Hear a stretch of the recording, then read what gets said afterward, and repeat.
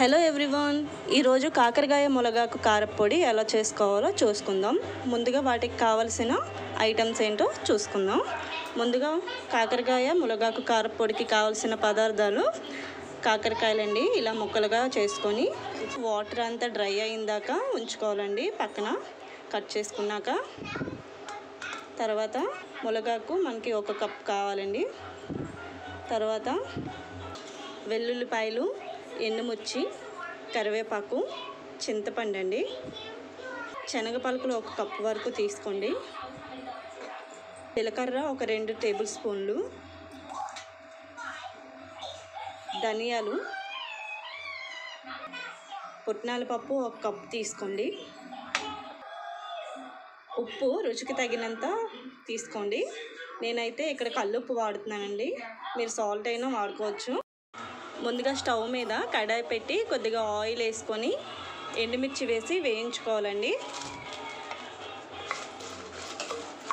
ఇలా వేగిన తర్వాత వీటిని ఒక ప్లేట్లోకి తీసుకొని పక్కన పెట్టుకోండి. ఎండుమిర్చి వేగిన తర్వాత ములగాకు వేసి వేయించుకోవాలండి. ఆ పచ్చివాసన పోయిందాకా వేయించుకోవాల్సి ఉంటుంది. ఇక్కడ కనిపిస్తున్న విధంగా వేగిన తర్వాత ఒక ప్లేట్లోకి తీసుకోండి. కొద్దిగా ధనియాలు, జీలకర్ర, కొద్దిగా ఆయిల్ కూడా వేసుకొని వేయించుకోండి.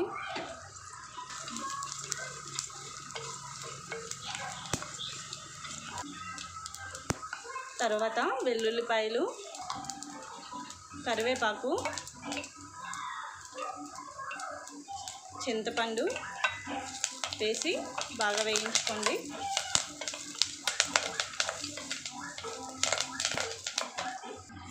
తర్వాత పల్లీలు వేసి వేయించుకోండి.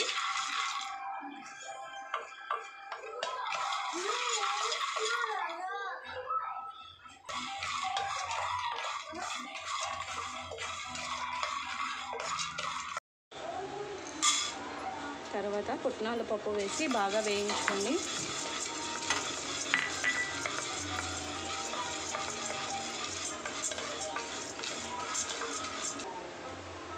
ఉప్పు కూడా లాస్ట్లో కొంచెం వేయించుకోండి.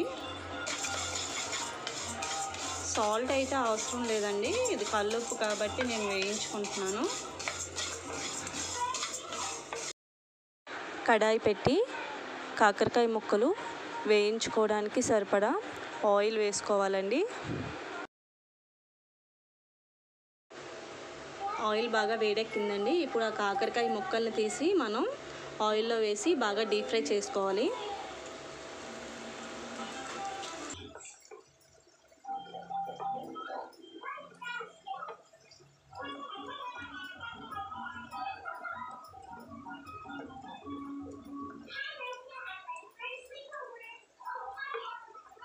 కాకరకాయలు బాగా వేయించుకోవాలండి, పచ్చిదనం పోయి ఇలా గోల్డ్ కలర్ వచ్చిందాకా వేయించుకుంటే సరిపోతుందండి.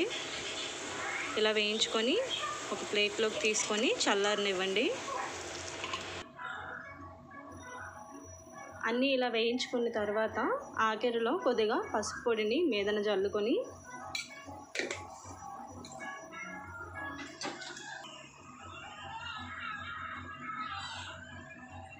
కొద్దిగా కారపొడిని కూడా వేసుకోవాలండి.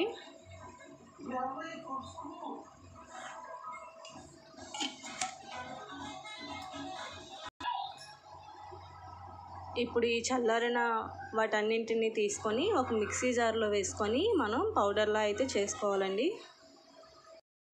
మిక్సీలో వేసి గ్రైండ్ చేశాక ఇలా ఒక బౌల్లోకి తీసుకోండి.